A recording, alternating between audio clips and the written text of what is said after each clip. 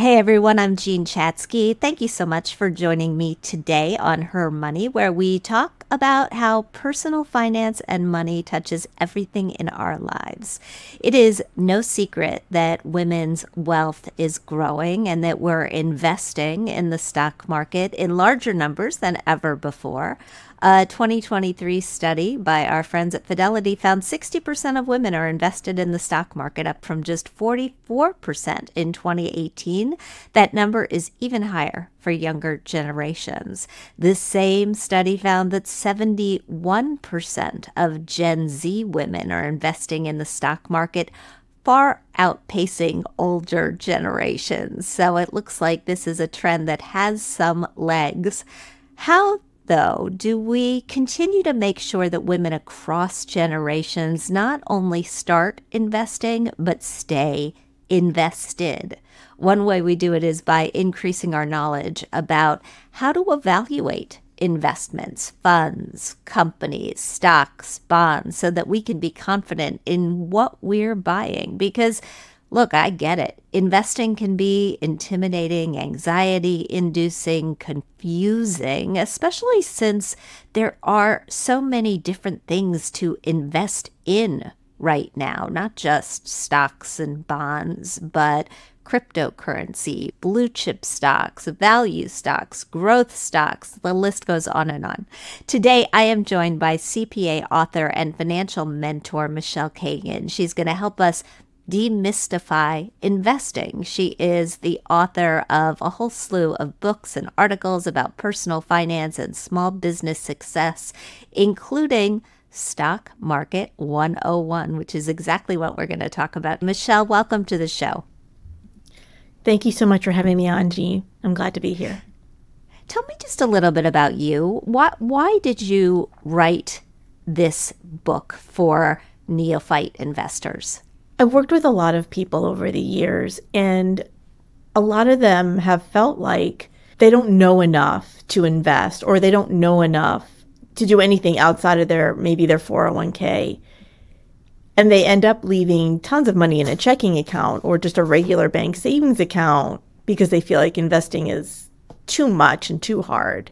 So I wanted to give people information in a way that makes sense for them, as opposed to delivering information in a way that makes them feel like they need more help, which a lot of financial people tend to do because we talk at our own level and not talk to people who don't know what we're talking about.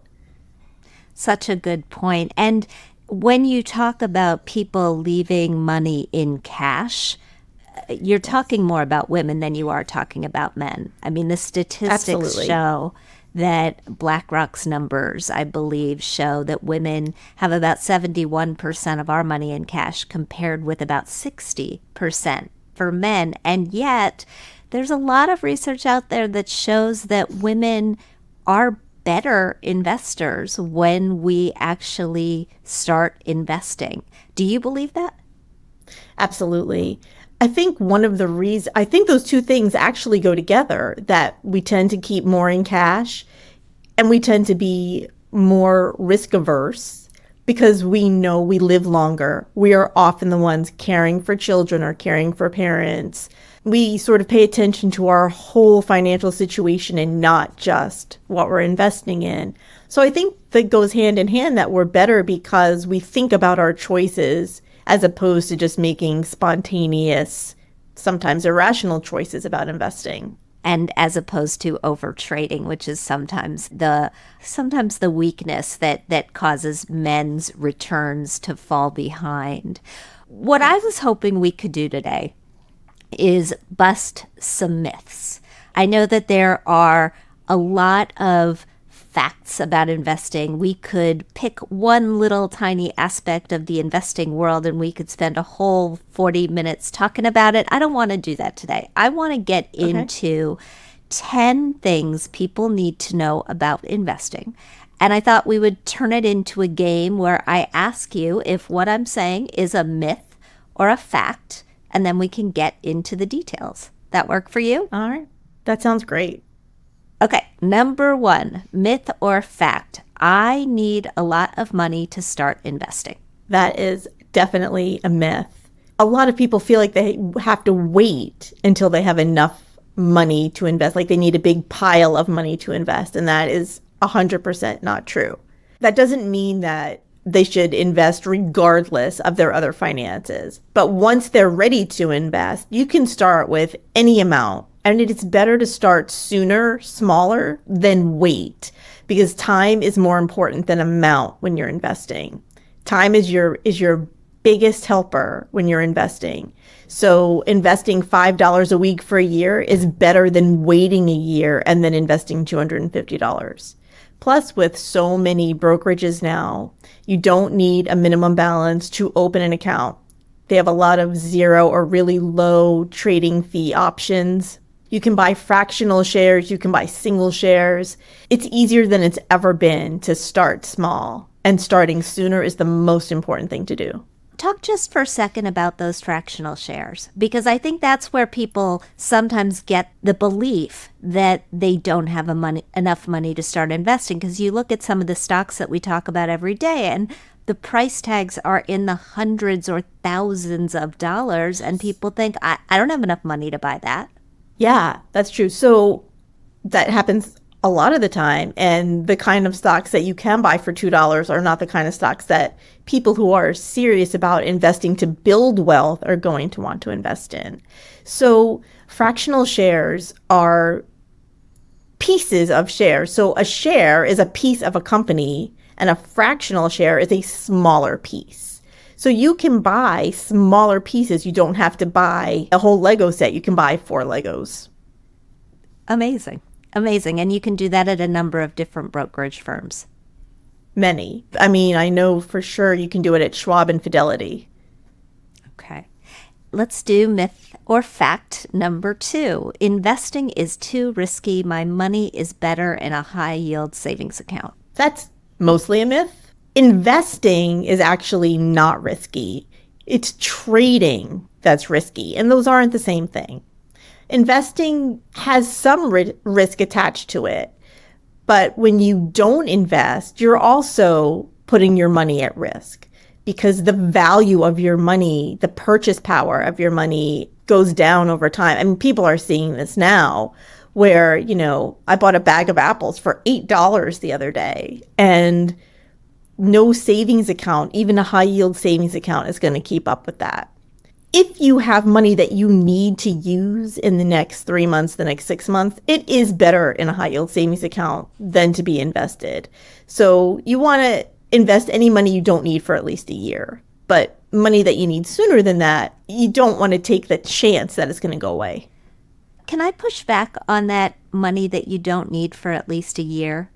I don't know that I would feel safe putting money that I needed in 2 to 3 years into stocks, for example. I might feel safe enough putting them into treasuries or something where I knew I was going to, a bond, something where I knew I was going to get that principal back, or a CD. But I think that time horizon for investing in the stock market needs to be a bit longer. I totally agree with you. And I was also thinking like you could put it in a money market fund or something that's not cash, but is technically an investment. But yes, stocks, I would say that you don't need that money for at least 3 to 5 years. Myth or fact number 3. My 401k plan is on autopilot. Once the money is in there, I don't need to do anything. That's a myth. Most 401k plans either expect you to choose investments or default put you into an investment that they pick. Either way, you want to pick investments that are right for you, and you have to do that actively. Once you've done that, you can set it and forget it for a little while, but you are going to want to revisit it, reevaluate it as time goes by, as market conditions change, as your personal family situation changes. It may make you change what you want to do inside your 401k. When you are talking about market conditions, I think what you're talking about is rebalancing. A lot of 401k plans these days will default you into the target date retirement fund that they believe is right for you based on your age, which they know because they have your birth date and other information from you from your employer. But even if you decide that target date fund is right for you. And autopilot is, I think, a very helpful mechanism as far as 401ks are concerned, because the money keeps going in. You don't see it, you don't touch it, you don't spend it. Hopefully it gets invested. I would still argue that you have to look at it at least once a year to make sure that you're on track to meet your goals. I agree with that. And I also think that a target date fund changes naturally. It rebalances itself. Well, people rebalance it over time, but your timelines can change. Or you could, maybe you inherited a ton of money, or maybe something happened and you were in a disaster and lost some money. So that also can change that portion of your finances that you want to reevaluate it. Yeah. And if you're not in a target date retirement fund, the movements of the market can throw your asset allocation out of whack. And so you do have to go in at least once a year and rebalance that portfolio to make sure that your mix of assets, your stocks, your bonds, your cash, are all in the right place. Okay, let's do another Absolutely. one. Myth or fact number 4. To be a good investor, you have to be able to do statistical analysis and be really good at math. Okay, I think I know that this is a myth, but tell me why. That is definitely a myth. When you're starting out investing, there are some factors you need to understand so that you can compare different investments and make a smart choice. For example, with funds, you want to compare fees, so you're comparing two numbers to one another. If you're looking at stocks, you're going to want to look at individual stocks. You're going to want to look at, some different parameters so that you can compare the numbers. You don't actually have to do a lot of math, but you do have to know which numbers to compare and when it's better for them to be higher and when it's better for them to be lower. So I would say definitely you don't need to know statistical analysis. You need to mostly have common sense and do a little bit of research. I think if you're looking at statistical analysis, you're getting into kind of trying to time the market and day trade, and that's not investing. That's day trading. It's a completely different thing.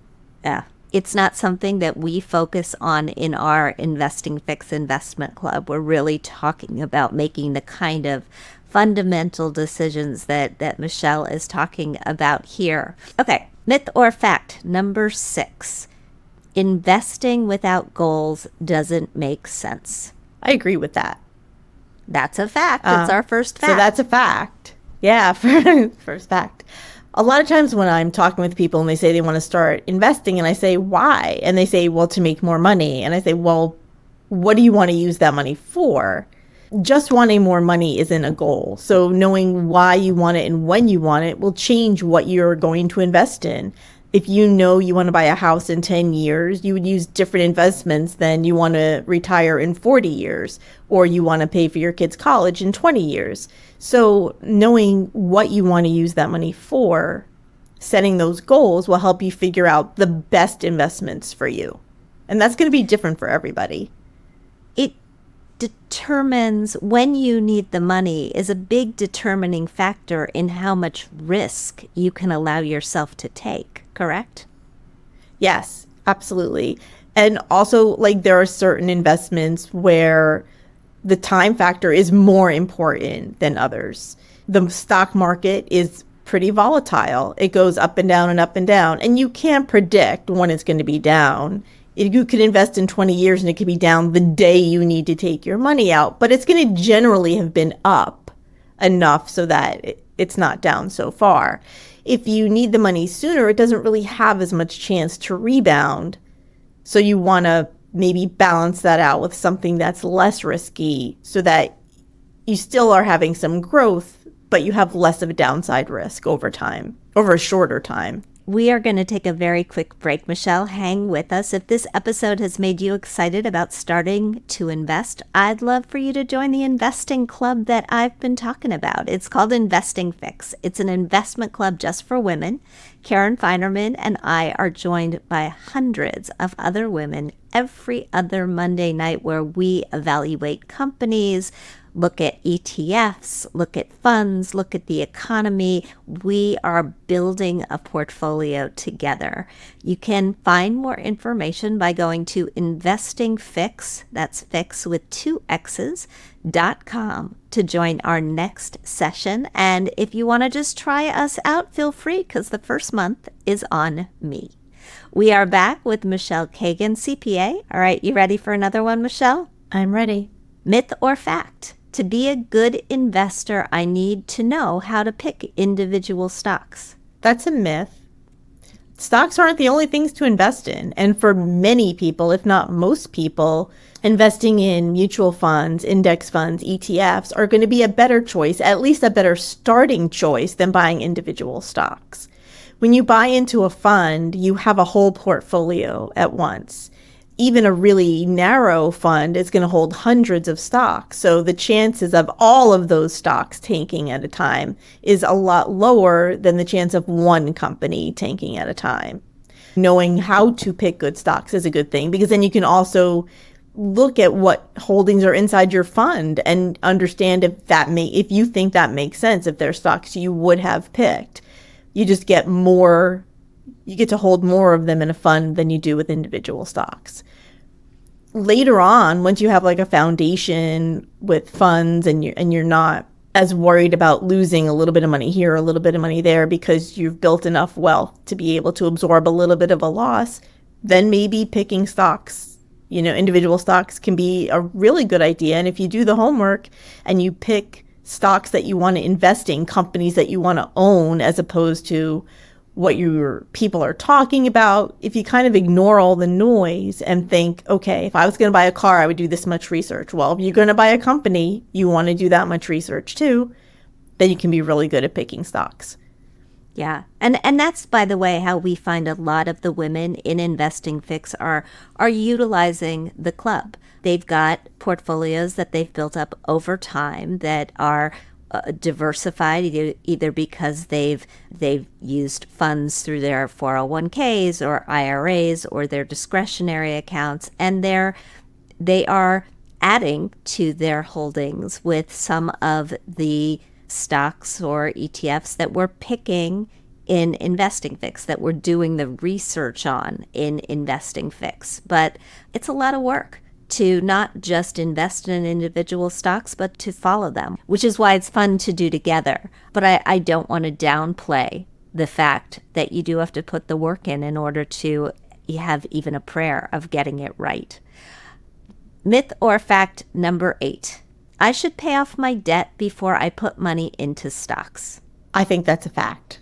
With a caveat, again, I think if you have high interest debt, which means debt with a rate of more than 10%, which is usually credit card debt, personal loans, you should 100% pay that off before you start investing, because that's an immediate 18, 20, 25% return guaranteed on your money.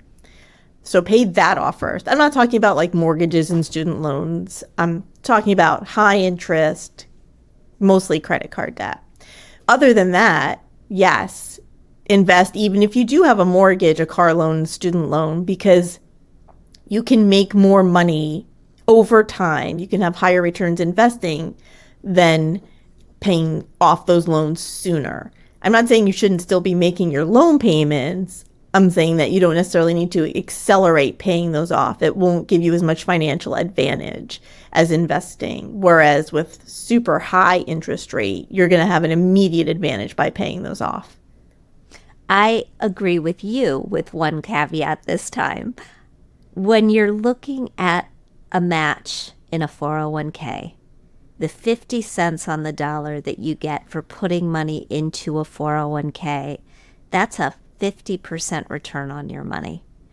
And the way that I tend to look at this decision of should I invest or should I pay off debt is, what's the return on my money likely to be? And it's equal to the interest rate on the debt. So you're right. You've got credit card debt at 24%. That is going to trounce the return that you are likely to get in the market, and it's guaranteed, which is something that you have to remember. But with those 401k matching dollars, I like to try to split the difference a little bit. I like to try to make an effort to pay off my credit card debt so that I know that I am not paying the minimums on these high interest rate debts, but grab at least some of those matching dollars at the same time because they're so valuable. I totally agree with you. And I should have said, once you've hit your 401k match, pay down the debt first. I was thinking more like extra investing. I generally feel like if you have an employer plan, that's sort of a default. Like, do that up to the match for sure. You should definitely do that because that 50% return is also awesome. It's free money.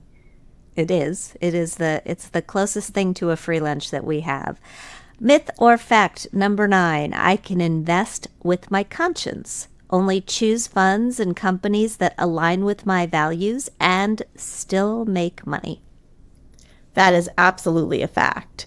Socially responsible investing, SRI, the funds show returns really similar to other funds. They're not super lower, they're not super higher, they're right in line with similar funds for what they are.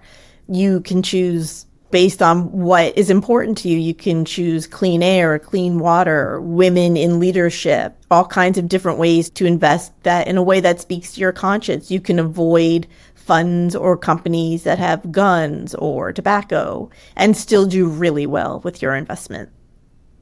But you still have to do your homework, right? There are a lot of investments in the socially responsible world these days, and they're not all equal. No, absolutely. And there's also a lot of greenwashing that goes on, so companies can sort of act as if they belong in that group.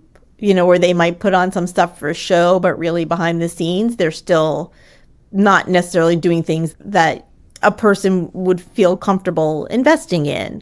So yes, you definitely want to look at the funds. You want to look at the companies.